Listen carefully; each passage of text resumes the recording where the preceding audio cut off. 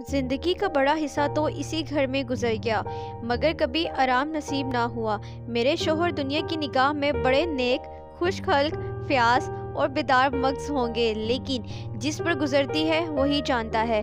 दुनिया को तो इन लोगों की तारीफ में मज़ा आता है जो अपने घर को जहन्नुम में डाल रहे हों और गैरों के पीछे अपने आप को तबाह किए डालते हों। जो घर वालों के लिए मरता है उसकी तारीफ दुनिया वाले नहीं करते। वो तो उनकी निगाह में खुदगर्ज है, बखील है, तंग दिल है, मगरूर है, कोर बातिन है। इस तरह जो लोग बाहर वालों के लिए मरते हैं उनकी तारीफ घर वाले क्यों करने लगे। अब इन्हें को देखो, सुबह से शाम तक मुझे परेशान किया करते हैं। बाहर से कोई चीज़ मंगवाओ तो ऐसी दुकान से लाएंगे जहां कोई ग्राहक भूल कर भी ना जाता हो। ऐसी दुकानों पर ना चीज़ अच्छी मिलती है, ना वज़न ठीक होता है, ना दाम ही दुकानों से सौदा सल्फ खरीदने का मर्ज है। बारहा कहा अच्छी दुकान से चीज़ें लाया करो, वहाँ माल ज़्यादा खपता है इसलिए ताज़ा आता रहता है। मगर नहीं, टीचू नजियों से इनको हमदर्दी है और वो इन्हें उल्टे उसरे से मोड़ते हैं। गेहूँ लाएंगे तो वो सारे बाज़ार से ख़राब घुना हुआ, चावल ऐसा मोटा कि बेल भी ना पूछे, दाल में कंकर भरे हुए, मन्नू लकड़ी चला दो क्या मजाल के गले। घी लाएंगे तो आधों आध तेल और नर्क असली घी वाला से एक छटांग कम। तेल लाएंगे तो मिलावट का, बालों में डालो तो चिकट जाए, मगर दाम दे आएंगे आला दर्जे के चंबेली के तेल के। चलती हुई दुकान पर जाते तो जैसे इन्हें डर लगता है, शायद ऊंची दुकान और फीके पकवान के कायल हैं। मेरा तजर्बा कहता है कि नीचे दुकान पर सड़े पकवान ही मिलते हैं। एक दिन की बात हो तो बर्दाश्त कर ली जाए, रोज़ रोज़ की ये मुसीबत नहीं बर्दाश्त होती। मैं कहती हूँ आखिर टीपू नजियों की दुकान पर जाते ही क्यों हो। मैंने कहा है कि इनकी परवरिश का ठेका तुम ही ने उठा लिया है। आप फरमाते हैं मुझे देखकर बुलाने लगते हैं। खूब ज़रा इन्हें बुला लिया और खुशामद के दो चार अल्फाज सुना दिए, बस आपका मिजाज आसमां पर जा पहुंचा। फिर इन्हें सुध ही नहीं रहती कि वो कूड़ा क्रिकेट बांधा रहा है या क्या। मैं पूछती हूँ तुमसे, इस रास्ते से जाते ही क्यों हो, क्यों किसी दूसरे से रास्ते से नहीं जाते, ऐसे उठाई गैरों के मुंह में क्यों लगाते हो। इसका कोई जवाब नहीं। एक खामोशी सी बलाओं को टालती है। एक बार एक जेवर बनवाना था तो मैं तो हजरत को जानती थी, इनसे कुछ पूछने की जरूरत ना समझी। एक पहचान की सुनार को बुला रही थी, इत्तेफाक से आप भी मौजूद थे। बोले ये फिरका बिल्कुल एतबार के काबिल नहीं, धोखा खाओगे। एक सुनार को जानता हूँ, मेरे साथ का पढ़ा हुआ है, बरसों के साथ खेले हैं, मेरे साथ चालबाजी नहीं कर सकता। मैंने समझा जब इनका दोस्त है, वो भी बचपन का, तो कहाँ तक दोस्ती का हक ना निभाएगा। सोने का एक जेवर और 50 रुपए इनके हवाले लिए और इस भले आदमी ने वो चीज़ और रुपए ना जाने जिसे किस बेईमान को दे दिए कि बरसों के पहम तकाजों के बाद जब चीज़ों को कर आई तो रुपए में 8 आने तांबा और इतनी बदनुमा के देख कर घिन आती थी। बरसों का अरमान खाक में मिल गया। रो पीट कर बैठ रही। ऐसे वफादार तो इनके दोस्त हैं जिन्हें दोस्त की गर्दन पर छुरी फेरने से भी रार नहीं थी। इनकी दोस्ती भी इन लोगों से है जो जमाने भर के फाका मस्क लान बेसरो सामान है, जिनका पेशा है कि इन जैसे की आंखों में अंधों से दोस्ती करना है। रोज एक ना एक साहब मांगने के लिए सर पर सवार रहते हैं और बिना लिए गला नहीं छोड़ते, मगर ऐसा कभी नहीं हुआ कि किसी ने रुपया अदा किए हों। आदमी एक बार खोकर सीखता है, 2 बार खोकर सीखता है, मगर ये भले मानस 1000 बार खोकर भी नहीं सीखते। जब कहती हूँ रुपए तो दे आए, अब मांग क्यों नहीं लाते। क्या मर गए तुम्हारे वो दोस्त जो बस बगलों झांक कर रह जाते हैं। आपसे दोस्ती को सूखा जवाब नहीं दिया जाता। खैर सूखा जवाब ना दो, मैं भी नहीं कहती कि दोस्तों से बेमुरवती करो, मगर टाल तो सकते हो। क्या बहाना नहीं बना सकते। मगर आप इनकार नहीं कर सकते। किसी दोस्त ने कुछ तलब किया और आपके सर पर बोझ पड़ा, बेचारे कैसे इनकार करें। आखिर लोग भी तो जान जाएंगे कि ये हजरत भी फाका मस्त हैं। दुनिया इन्हें अमीर समझती रहे, चाहे मेरे जेवर ही क्यों ना गिरवी रखने पड़े। सच कहती हूँ, बाज़ औक़ात एक एक पैसे की तंगी हो जाती है और इस भले आदमी को रुपए जैसे घर में काटते हैं। जब तक रुपयों के वारे न्यारे ना कर ले इसे किसी पहलू करार नहीं। इनके करतूत कहाँ तक कहूँ, मेरा तो नाक में दम आ गया। एक न एक मेहमान रोज बुलाए दरमाह की तरह सर पर सवार, ना जाने कहाँ के बेफिक्रे इनके दोस्त हैं। कोई कहीं से आकर मरता है, कोई कहीं से। घर क्या अपाहिजों का अड्डा है। जरा सा तो घर मुश्किल से 2 चारपाइयाँ ओढ़ना बिछोना भी बाफरात नहीं, मगर आपके दोस्तों को दावत देने के लिए तैयार। आप तो मेहमान के साथ लेटेंगे, ऐसे इसलिए इन्हें चारपाइयाँ भी चाहिए और ओढ़ना बिछोना भी चाहिए, वरना घर का पर्दा खुल जाती है तो मेरे बच्चों के सर ज़मीन पर पड़े सुकड़ कर रात काटते हैं। गर्मियों में खैर मज़ाहिका नहीं, लेकिन जाड़ों में तो बस क़यामत ही आ जाती है। गर्मियों में भी खुली छत पर तो मेहमानों का कब्जा हो जाता है। अब बच्चों के लिए कफ्स में तड़पा करो। इतनी समझ भी नहीं कि जब घर की ये हालत है तो क्यों एसी को मेहमान बनाएं। जिनके पास कपड़े लते नहीं, खुदा के फजल से इनको सभी दोस्त ऐसे ही हैं। एक भी खुदा का बंदा नहीं जो ज़रूरत के वक्त इन्हें धेले से भी मदद कर सके। एक बार हजरत को इसका तजर्बा और बेहद तल्ख हो चुका है, मगर इस मर्द खुदा ने इन्हें आंखें न खोलने की कसम खा ली है। ऐसे ही नादरा से इनकी बढ़ती है। ऐसे लोगों से आपकी दोस्ती है कि कहते शर्म आती है। जिसे कोई अपने दरवाजे पर खड़ा ना होने दे वो आपका दोस्त है। शहर में इतने अमीर और कबीर आपके दोस्त हैं, लेकिन इनसे कोई रब्त नहीं, किसी के पास नहीं जाते और ना ही इनसे किसी से कोई ताल्लुक़ रखते हैं, मगर है खुशामद पसंद है। इनके पास कैसे कहें। गांठे के ऐसे हैं जिनके घर में खाने के भी नहीं। एक बार हमारा खिदमतगार चला गया और कई दिन दूसरा खिदमतगार ना मिला।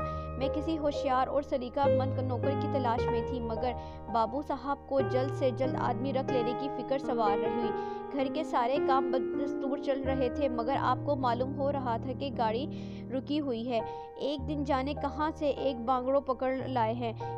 उसकी सूरत कह देती थी कि कोई जांगलो है, मगर आपने इसकी ऐसी तारीफ़ें की कि क्या कहूँ। बड़ा फर्मा बरदार है, परले सिरे का ईमानदार, बिला का मेहनती, गज़ब का सलीका शार और इंतहा दर्जे का बातमीज़। खैर मैंने रख लिया।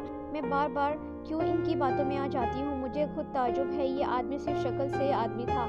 आदमी की कोई इलामत इसमें ना थी, किसी काम की तमीज़ नहीं। बेईमान ना था, मगर अहमक अव्वल नंबर का। बेईमान होता तो कम से कम इतनी तस्कीन तो होती कि खुद खाता है। कमबख्त दुकानदारों की फितरतों का शिकार था। इसे 10 तक गिनती भी ना आती थी। 1 रुपया देकर बाजार भेजूं तो शाम तक हिसाब ना समझा सके। गुस्सा पी कर रह जाती थी। खून जोश खाने लगता था कि इसके कान उखाड़ लूं, मगर इनको कभी कोई कुछ कहने नहीं देता था। आप इसके ऐबों को हुनर बनाकर दिखाया करते थे और इसकी कोशिश में कामयाब न होते तो इन अयूब पर पर्दा डाल देते थे। कमबख्त को झाड़ू देने की भी तमीज़ ना थी। मर्दाना कमरे में ही तो सारे घर में ढंग का एक कमरा है, इसमें झाड़ू देता तो इधर की चीज़ उधर, ऊपर की नीचे, गोया सारे कमरे में ज़लज़ला आ गया हो और गर्द का ये आलम के सांस लेना मुश्किल, मगर आप कमरे में इत्मीनान से बैठे रहते, गोया कोई बात नहीं। एक दिन मैंने इसे खूब डांटा और कह दिया, अगर कल से तूने सलीके से झाड़ू ना दी तो खड़े खड़े निकाल दूंगी। सवेरे सोकर उठती तो देखती हूँ कमरे में झाड़ू दी हुई है, एक तरफ चीज़ करीने से रखी हुई है, गर्द गुबार का कहीं नाम नहीं। आपने फौरन हंसकर कहा, देखती क्या हो, आज घोड़े ने बड़े सवेरे झाड़ू दी है। मैंने समझा दिया, तुम सलीका तो बताती नहीं, उल्टा डांटने लगती हो।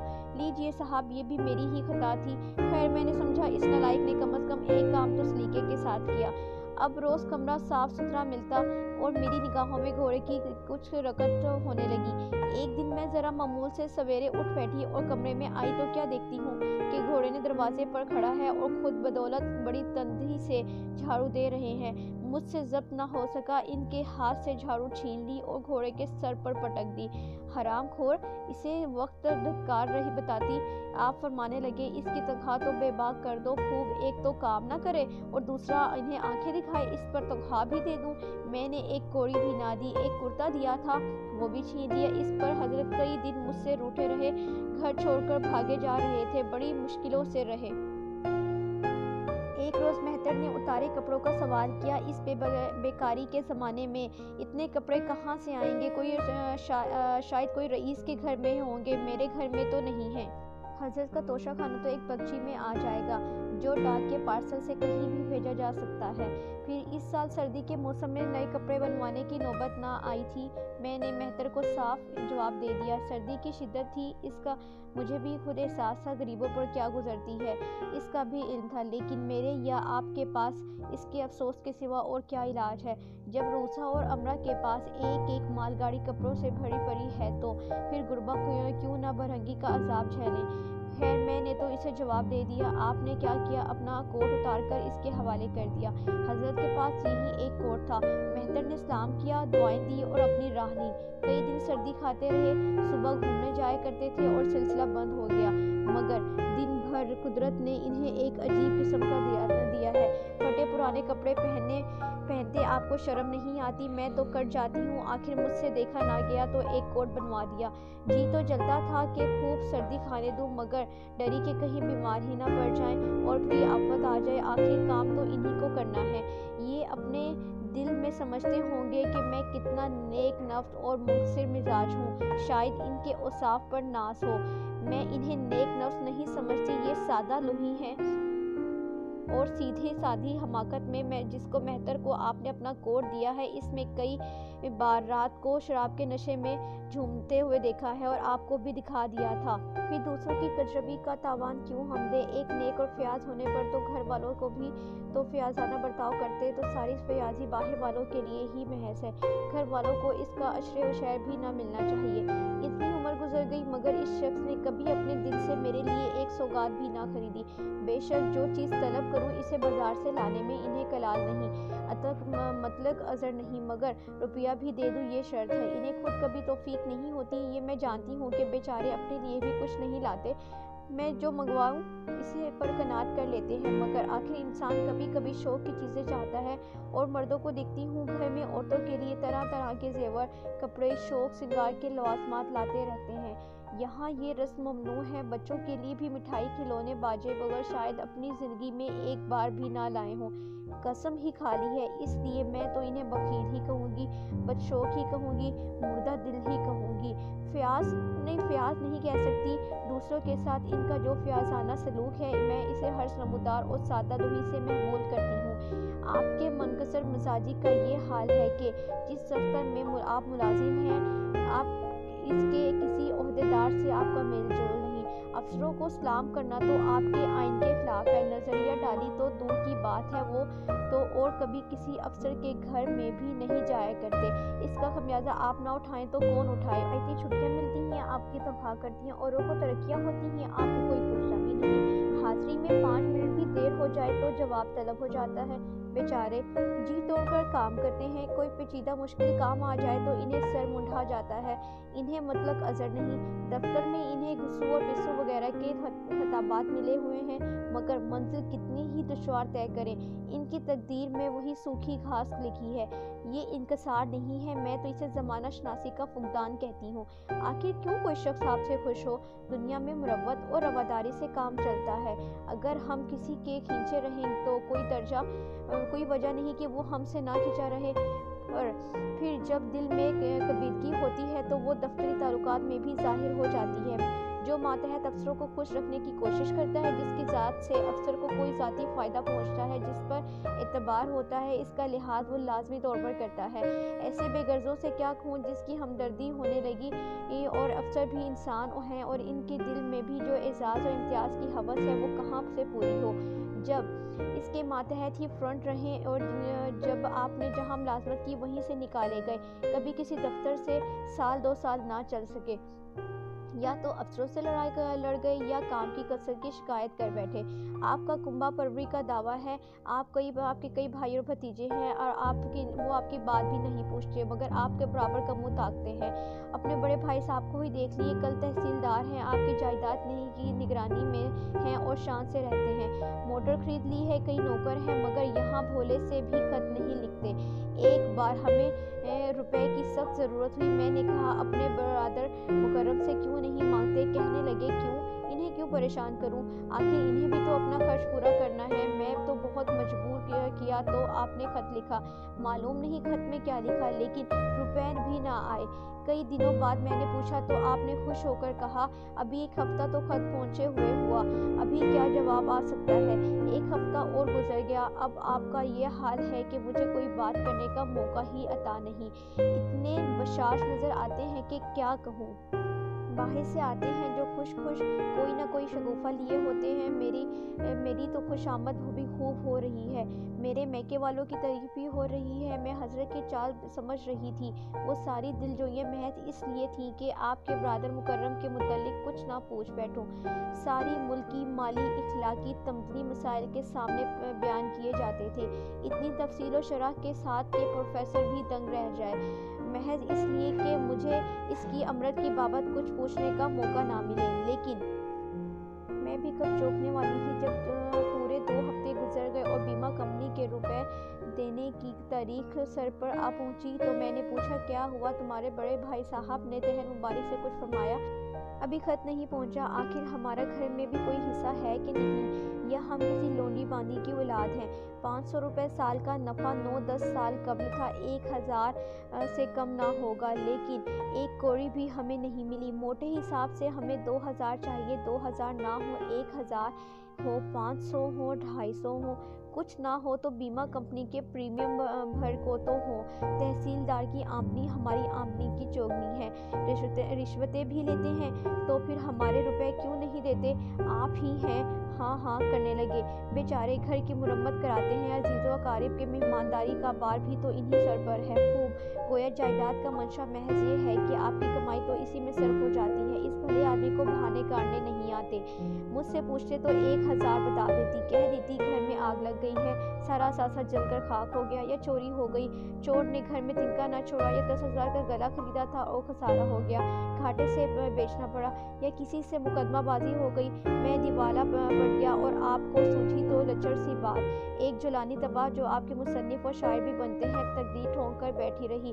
पड़ोसी की बीवी से कर्ज लिया, तब जाकर कहीं काम चला। फिर भी आप भाई भतीजों के पुल बांधते रहते हैं तो मेरे जिस्म में आग लग जाती है। ऐसे बरादरान यूसुफ से खुदा बचाए। खुदा के फजल से आपके 4 बच्चे हैं, 2 बच्चे हैं, 2 बच्चियां हैं। खुदा का फजल कहूँ या खुदा का कहर, सब अपने शरीर हो गए हैं कि माज़अल्लाह, मगर मजाल क्या कि भले मानिस किसी बच्चे को तेज निगाह से भी देखें। रात के 8 बज गए हैं, बड़े साहबजादे अभी घूम कर नहीं आए। मैं घबरा रही हूँ, आप इत्मीनान से बैठे अखबार पढ़ रहे हैं। जलाई हुई आती हूँ और अखबार छीनकर कहती हूँ, जाकर ज़रा देखते क्यों नहीं, लौंडा कहाँ रह गया? न जाने तुम्हारे दिल में कुछ गलत भी है या नहीं। तुम्हें तो खुदा ने औलाद ही ना हक दी। आज आए तो खूब डांटना, तब आप भी गर्म हो जाते हैं। अभी तक नहीं आया, बड़ा शैतान है। आज बच्चा आए तो कान उखाड़ लेता हूँ, मारे थप्पड़ों के खाल उधेड़ कर रख दूंगा। यूं बिगड़ कर तैश के आलम में आपके की तलाश में निकलने लगते हैं। इत्तेफाक से आप उधर आते हैं, उधर लड़का आ जाता है। मैं कहती तो किधर से आ गया वो बेचारा, वो तुझे ढूंढने गए हुए थे, देखना आज कैसी मुरम्मत होती है। ये आदत ही छूट जाएगी। दांत पीस रहे थे, आते ही होंगे, छड़ी भी हाथ में है। तुम इतने शरीर हो गए हो कि बात भी नहीं सुनते। आज कदरे आफियत मालूम होगी। लड़के सहम जाता है और लैंप जलाकर पढ़ने लगता है। आप 1.5-2 घंटे बाद वापस आते हैं, हैरान और परेशान और बदहवास। घर में कदम रखते ही पूछते हैं कि आ गया कि नहीं। मैं इनका गुस्सा भड़काने के इरादे से कहती हूँ, आकर बैठा तो है, जाकर पूछे कि कहाँ गया था। मैं तो पूछ कर थक गई हूँ, कुछ बताता ही नहीं। आप गरज पड़ते हैं, मन्नू यहाँ आओ। लड़का थर थर कांपता हुआ आकर आंगन में खड़ा हो जाता है। दोनों बच्चियाँ घर में छुप जाती हैं। खुदा जाने क्या आफत नाजिल होने वाली है। छोटा बच्चा खिड़की से चूहे की तरह झांक रहा है। आप पजामे से बाहर हैं, हाथ में छड़ी है। मैं भी वो गुस्सा गजबनाक चेहरा देखकर पछताने लगती हूँ कि क्यों आपसे शिकायत की। आप लड़के के पास जाते हैं, मगर बजाय इसके कि छड़ी से इसकी मुरम्मत करे, आहिस्ता से इसके कंधे पर हाथ रखकर बनावटी गुस्से से कहते हैं, तुम कहाँ गए थे जी? मना किया जाता है, मानते नहीं हो। खबरदार, जो अब इतनी देर की आदमी शाम को घर चला आता है या इधर उधर घूमता है। मैं समझ रही हूँ ये तमहीद है, कसीदा अब शुरू होगा। ग्रेस तो बुरी बात नहीं, लेकिन यहाँ तमहीद ही खत्म हो जाती है। बस आपका गुस्सा फरो हो जाता है। लड़का अपने कमरे में चला जाता है और गालिबन खुशी से उछलने लगता है। मैं एहतजाज की सदा बुलंद करती हूँ, तुम तो जैसे डर गए, भला 2-4 तमाचे तो लगाए होते। इस तरह लड़के शरीर हो जाते हैं। आज 8 बजे आया है, कल 9 की खबर लाएगा। इसने आप भी दिल में क्या समझा होगा कि आप फरमाते हैं तुमने नहीं सुना। मैंने कितनी जोर से डांटा। बच्चे की रूह से फना हो गई होगी, देख लेना जो फिर कभी देर से आया तो। आपके ख्याल में लड़कों को आज़ाद रहना चाहिए, इन पर किसी किस्म की बंदिश या दबाव नहीं होना चाहिए। एक बंदिश से आपके ख्याल में लड़के की दिमागी नशोनुमा में रुकावट पैदा हो जाती है। इसका ये नतीजा है कि लड़के शितर बेमहार बने हुए हैं। कोई 1 मिनट भी किताब खोलकर नहीं बैठता। कभी गोली डंडा है, कभी गोलियां हैं, कभी कनकवे। हजरत भी इन्हीं के साथ खेलते हैं। 40 साल से तो ऊपर आपकी उम्र है, मगर लड़कपन दिल से नहीं गया। मेरे अब्बा के सामने मजाल थी कि कोई लड़का कनकवे उड़ा ले या गुल्ली डंडा खेल सके। खून पी जाते, सुबह से लड़कों को पढ़ाने बैठ जाते। स्कूल से जूं ही लड़के वापस आते फिर ले बैठते। बस शाम को आध घंटे की छुट्टी देते, रात को फिर काम में जोत देते। ये नहीं तो कि आप तो अखबार पढ़ें और लड़के गली गली की खाक छानते रहे। कभी आपने सींग कटाकर बिछड़े बन जाते हैं, लड़कों के साथ ताश खेलने बैठते हैं। ऐसे बाप का लड़कों पर क्या रौब हो सकता है। अब्बाजान के सामने मेरे भाई आंख उठाकर नहीं देख सकते थे। इनकी आवाज़ सुनते ही क़यामत आ जाती थी। इन्होंने घर में कदम रखा और खामोशी तारी हुई। इनके रूबरू जाते हुए लड़कों की जान निकलती थी। और इसी तरीम की ये बरकत है कि सभी अच्छे ओहदे पर पहुंच गए। सेहत अलबत्ता किसी की भी अच्छी नहीं है, तो अब्बाजान की सेहत ही कोई अच्छी नहीं थी। बेचारे हमेशा किसी न किसी बीमारी में मुब्तला रहते। फिर लड़कों की सेहत कहाँ से अच्छी होती। लेकिन फिर भी तलीम व तादीब ने इन्हें किसी न किसी रायत नहीं दी। एक रोज़ मैंने हजरत को बड़े साहबजादे के कनकवे की तालीम देते हुए देखा। यूं घुमाओ, यूं गोता दो, यूं खींचो, यूं ढील दो। ऐसा दिलो जान से सिखा रहे थे कि गोया गिरो मंत्र दे रहे हों। एक दिन मैंने भी इनके ऐसी खबर ली कि अब याद आ करते होंगे। मैंने साफ कह दिया कि तुम कौन होते हो मेरे बच्चों को बिगाड़ने वाले। तुम घर से कोई मतलब नहीं ना हो, लेकिन आप मेरे बच्चों को ख़राब मत कीजिए, बड़े शौक ना पैदा कीजिए। अगर आप इन्हें सुधार नहीं सकते तो कम से कम बिगाड़िए भी मत। लगे बातें बताने। अब्बा जान किसी लड़के को मेले तमाशे ना ले जाते थे। लड़का सर पटक कर मर जाए मगर ज़रा भी ना पिस्तीजे थे। और अब भले आदमी का ये हाल है कि एक एक से पूछ कर मेले ले जाते हैं। चलो चलो, वहाँ बड़ी बहार है, खूब आतिशबाजियाँ छूटेंगी, गुब्बारे उड़ेंगे और वलायती चरगियाँ भी हैं। इन पर मज़े से बैठना। और तो और आप लड़कों को हॉकी खेलने से भी नहीं रोकते। ये अंग्रेज़ी खेल भी कितने खौफनाक होते हैं। क्रिकेट, फुटबॉल, हॉकी, एक एक से एक मोहल्ले। गेंद लग जाए तो जान ही निकल जाए। मगर आपको इन खेलों से बड़ी रग़बत है। कोई लड़का मैच में जीत कर आ जाए तो इतने खुश होते हैं गोया कोई किला फतह कर आया हो। हजरत को ज़रा भी अंदेशा नहीं कि किसी लड़के को चोट लग गई तो क्या होगा, हाथ पांव टूट गया तो बेचारों की ज़िंदगी कैसे चल सकेगी। पिछले साल लड़की की शादी थी। इनकी ज़िद थी कि जहेज़ के नाम कौड़ी भी ना देंगे, चाहे लड़की सारी उम्र कवारी ही रह जाए। आए दिन देखते रहे फिर भी चश्मे बसीरत ना खुली। समाज का ये निज़ाम कायम है और लड़की का ब्लॉक के बाद कंवारी रहना अंगश्त नुमाई का बाइस है।